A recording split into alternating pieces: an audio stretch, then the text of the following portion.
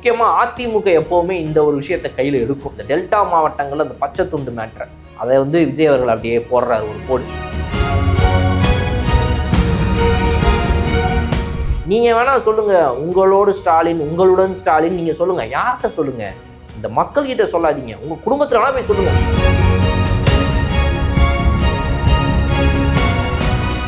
என்னப்பா இந்த கூட்டம்லாம் சும்மா கூட்டமாக தான் இருக்கும், இந்த கூட்டம்லாம் ஓட்டா மாறாதுன்னு சொல்கிறாங்களே, அப்படியா?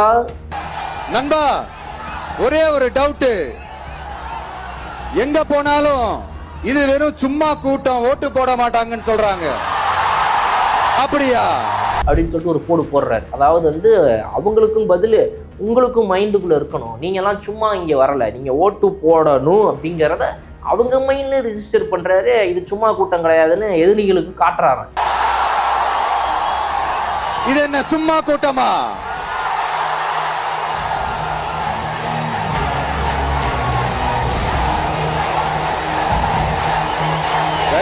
தேங்க்யூ கோடான கோடி நன்றிகள். தேங்க்யூ.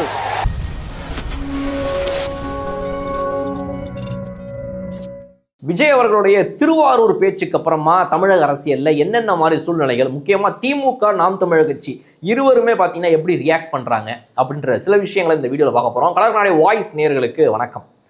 நாம் தமிழர் கட்சி, திராவிட முன்னேற்ற கழகம், இந்த இரண்டு கட்சிகளை சேர்ந்தவங்க தான் ரொம்ப அதிகமாக விஜய் அவர்களுடைய ஒவ்வொரு வார ஸ்பீச்சுக்கு அப்புறமா ட்ரிகர் ஆகுறாங்க. இந்த சனிக்கிழமை விஜய் அவர்கள் நாகப்பட்டினத்தில் பேசினதை பற்றி நம்ம அலசி ஆராய்ஞ்சோம் இன்னொரு வீடியோவில்.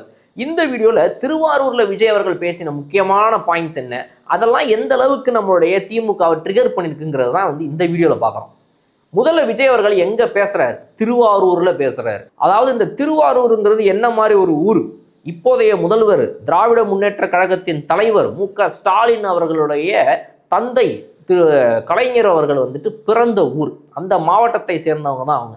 அப்படிப்பட்ட ஒரு ஊருன்றனால கொஞ்சம் எக்ஸ்ட்ரா அட்டென்ஷன் விஜய் அவர்கள் என்ன பேச போறாரு இங்கே அப்படி இப்படின்னு இருக்கும்போது, ஒரு பக்கம் என்னடான்னா அந்த பச்சை துண்டை போட்டுக்கிட்டு வந்த ஒரு மேட்ருங்கிறது பொதுவாகவே இந்த அரசியல்வாதிகள் இந்த டெல்டா மாவட்டங்கள் எங்கெல்லாம் நம்ம காவேரி மாவட்டங்களை ஒட்டி அதிகமாக விவசாயத்தை நம்பியிருக்கக்கூடிய மக்கள் இருக்கிற மாவட்டங்கள், தொகுதிகளோ அங்கே இந்த பச்சை துண்டை போட்டு ஒரு விவசாயம் ஒரு அரசியல் பண்ணுவாங்க. அதே மாதிரி தான் விஜய் அவர்களும் பண்ணியிருக்கிறாரு. அது ஒரு பக்கம் இருக்குது. முக்கியமாக அதிமுக எப்போவுமே இந்த ஒரு விஷயத்தை கையில் எடுக்கும். இந்த டெல்டா மாவட்டங்களில் அந்த பச்சை துண்டு மேட்ரு அதை விஜய் அவர்கள் அப்படியே போடுறாரு ஒரு போடு. இன்னொரு பக்கம் பேசின பேச்சுக்களில் முக்கியமான பாயிண்ட்ஸ் நீங்கள் பார்த்தீங்கன்னா அவர் என்னெல்லாம் சொல்கிறாருன்றதை நம்ம கவனிக்கணும். இந்த மாவட்டத்தில் இருக்கக்கூடிய முக்கியமான ஒரு திருவாரூர் கோயிலுங்கிறது எல்லாருக்கும் தெரியும், திருவாரூர் தேருங்கிறது எல்லாருக்கும் தெரியும். பல வருஷமாக ஓடாமல் இருந்த தேரை நான் தாண்டா முதல் முறையாக இத்தனை வருஷம் கழிச்சு ஓட்டி காட்டியிருக்கிறேன்னு சொல்லிட்டு அவங்களுடைய அப்பா பெருமைப்பட்டார். யாரு? கலைஞர் அவர்கள். ஆனால் அவருடைய மகன் இன்னைக்கு என்ன பண்ணி வச்சிருக்காரு இந்த மாவட்டத்தை அப்படின்னு சொல்லும்போது இன்னொரு லைன் சொல்றாரு. அவங்க அப்பா திருவாரூர் தேரை ஓட்டினார், இவர் தமிழ்நாட்டு அப்படிங்கிற இந்த தேரை ஓடாமல் நிப்பாட்டி உட்கார வச்சுக்கிறாரு அப்படின்னு இருக்கிறார். இன்னொன்று, நீங்கள் வேணால் சொல்லுங்கள், உங்களோடு ஸ்டாலின், உங்களுடன் ஸ்டாலின் நீங்கள் சொல்லுங்கள். யார்கிட்ட சொல்லுங்கள்? இந்த மக்கள்கிட்ட சொல்லாதீங்க, உங்கள் குடும்பத்தில் வேணால் போய் சொல்லுங்கள். உங்களோட ஸ்டாலின், நான் தான்ப்பா உங்கள் அப்பா அவங்க கூட இருக்கேன், நான் தான்ப்பா உங்கள் அண்ணன் அவங்க கூட இருக்கேன்னு உங்கள் சொந்தக்காரங்கிட்ட வேணால் சொல்லிங்கன்னா நீங்கள் அந்த குடும்பத்துக்காக அரசியல் பண்ணுறீங்க, குடும்ப அரசியல் பண்ணுறீங்க. நீங்கள் மக்களுக்காக பண்ணல. ஸோ நீங்கள் மக்களோடலாம் இல்லை, நீங்கள் உங்கள் குடும்பத்தோடு இருக்கீங்க சொன்னாலும் அங்கே போய் சொல்லுங்கள் உங்களுடன் ஸ்டாலின்னு அப்படின்னு வம்பெழுக்கிறார். இன்னொன்று, 40க்கு 40 அப்படின்னு நீங்கள் பெருமையாக பேசிக்கிறீங்க. அது வேணால் போன எலெக்ஷனில், அதாவது 2024 நீங்கள் 40க்கு 40 அடிச்சிருந்துருக்கலாம். தமிழ்நாடு மற்றும் புதுவையை சேர்ந்து ஒரு 40 தொகுதிகள். இந்த 40 தொகுதிகளில் நீங்கள் வெற்றி பெற்று 40க்கு 40ன்னு சொல்கிறீங்க. ஆனால் உங்களை நினைக்கும் போதெல்லாம் அந்த 40க்கு 40 மக்களுக்கு அப்படி ஞாபகம் வராது. இந்த டெல்டா மாவட்டத்தில் எப்படி ஞாபகம் வரும்னா, ஒரு மூட்டைக்கு 40 ரூபா கொள்ளையடிக்கக்கூடிய, அதாவது இங்கே நெல் மூட்டைகளுடைய இந்த கொள்முதல் அதிகமாக நடக்குது. அந்த கொள்முதல் நிலையங்களில் கிலோவுக்கு 40 ரூபா வரைக்கும் கமிஷன் அடிக்கிறாங்க பார்த்தீங்களா, அவங்க கவர்மெண்ட்டை சேர்ந்தவங்க. அதுதான் மக்களுக்கு ஞாபகம் வரும். ஸோ அந்த 40 ஞாபகம் வராது அப்படின்றாரு. இந்த மாவட்டத்தை சேர்ந்த ஒருத்தர் ஒரு பெரிய பதவியில் இருக்கிறார், இந்த கட்சியுடைய மிக முக்கியமான பொறுப்பில் மந்திரியாக இருக்கிறாரு. அவர் என்ன பண்ணுறாரு? இந்த முதல்வருக்கு ஆமாம் போடுறது தான் அவருக்கு வேலைன்னு சொன்னோடனே அந்த மாவட்டத்தை சேர்ந்த அந்த ரசிகர்கள், அந்த கூட்டத்தில் இருக்கிற தொண்டர்கள்லாம் செம்மையாக கூக்குரல்றாங்க. இப்படி சில பாயிண்ட்ஸ்களை அவர் எடுத்து வைக்கிறார். முக்கியமான ஒரு விஷயம் என்ன அப்படின்னா, இவர் இந்த எல்லார்ட்டையும் கேட்குறாரு பாருங்க, ரசிகர்கள்கிட்ட கேட்குறாரு விஜய் அவர்கள். என்னப்பா இந்த கூட்டம்லாம் சும்மா கூட்டமாக தான் இருக்கும், இந்த கூட்டம்லாம் ஓட்டா மாறாதுன்னு சொல்கிறாங்களே, அப்படியா அப்படின்னு சொல்லிட்டு ஒரு போடு போடுறாரு. அதாவது அவங்களுக்கும் பதில் உங்களுக்கும் மைண்டுக்குள்ளே இருக்கணும், நீங்கள்லாம் சும்மா இங்கே வரலை, நீங்கள் ஓட்டு போடணும் அப்படிங்கிறத அவங்க மைண்ட் ரிஜிஸ்டர் பண்ணுறாரு. இது சும்மா கூட்டம் கிடையாதுன்னு எதிரிகளுக்கு காட்டுறாங்க. ஸோ இந்த மாதிரி சில விஷயங்களை விஜய் அவர்கள் பண்ணுறாரு.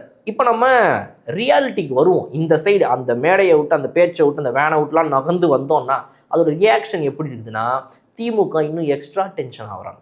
ஸோ முன்னாடி வந்து இந்த டிஆர்பி ராஜா அவர்கள்ட்டே போய் கேட்குறாங்க, என்னங்க இப்படி உங்களை பற்றிலாம் பேசுகிறாங்களேங்க அப்படின்னோடனே, கண்டவங்களுக்குலாம் நான் பதில் சொல்ல முடியாது அப்படின்னு சொல்லி அவர் சொல்கிறார். ஸோ இப்படிப்பட்ட ஒரு பொறுப்பில் இருக்கக்கூடிய ஒருத்தர் இன்னொரு கட்சி தலைவரை பார்த்து கண்டவன்னு ஒருமையில் பேசுறது முதல்ல வந்து வன்மையாக கண்டிக்க வேண்டிய ஒரு விஷயம். அது யாராக இருந்தாலும்.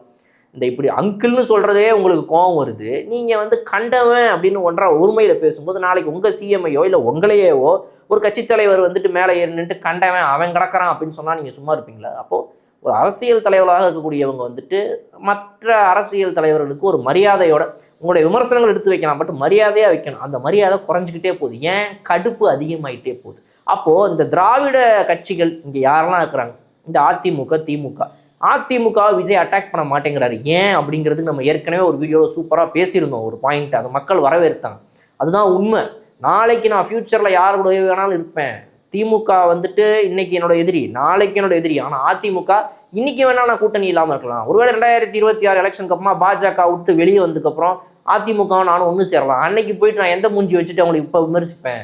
இன்னொரு விஷயம், இன்னைக்கு என்னோட எதிரி யாரை நான் அகற்றணும்னு நினைக்கிறேன், யாருக்கு பதிலாக நான் வரணும்னு நினைக்கிறேன், அவங்களை எதிர்த்தா போதுமே.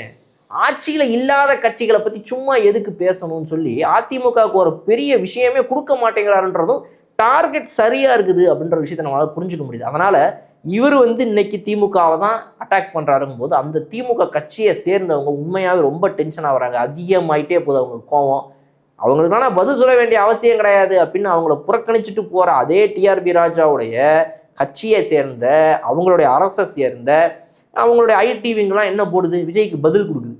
பதிலை நாங்கள் கொடுக்க மாட்டோம், எங்கள் ஐடி விங்கில் பின்னாடி உட்காந்து போடுவாங்கன்னா இது என்ன? அப்போ நீங்கள் பதிலே கொடுக்கக்கூடாது. டிஎன் ஃபேக்ட் செக்கு இது அதுன்னு ட்விட்டரில் பேஜுகளை ஓப்பன் பண்ணிட்டு எக்ஸ் வலைதளத்தில் இவங்க ரிப்ளையை போட்டு தள்ளிக்கிட்டு இருக்கிறாங்க. அதாவது வந்துட்டு இதெல்லாம் இவர் சொன்னது பொய், இதெல்லாம் இவர் சொன்னது தவறு அப்படின்னு. அப்போ அதெல்லாம் அவங்க சொன்னது சரியான ஃபேக்ட் செக் பண்ணிக்கிறாங்களா? அவங்க உண்மையாகவே வந்துட்டு விஜய் அவர்கள் சொன்னதுலாம் வந்து தப்பு தான், அவர் பொய்யா பேசுகிறாரு, அவருக்கு சொல்ல தெரியல, தப்பாக உலகி இருக்கிறாருன்றதை ப்ரூவ் பண்ணிட்டாங்களா? அதை நம்ம அடுத்த வீடியோவில் பார்ப்போம். இதை ஒரு தனி வீடியோவில் டிஎன் ஃபேக்ட் செக்குன்ற அவங்களுடைய எக்ஸ் வலைதளத்தில் போட்ட விஷயங்கள்லாம் உண்மையா பொய்யா, டிஎம்கேவுடைய ஐடி விங்கு சொல்லக்கூடிய அளவுக்கு விஜய் அவர்கள் வந்துட்டு தப்பான கருத்துக்களை பதிவு பண்ணியிருக்காரா மக்கள் மத்தியில், இல்லை அவர் சொன்னது சரிதானா? இன்னொரு வீடியோவில் நம்ம பார்க்க போகிறோம். அடுத்த வீடியோலேயே கலர் கண்ணாடி வாய்ஸ் நேயர்களுக்கு வணக்கம்.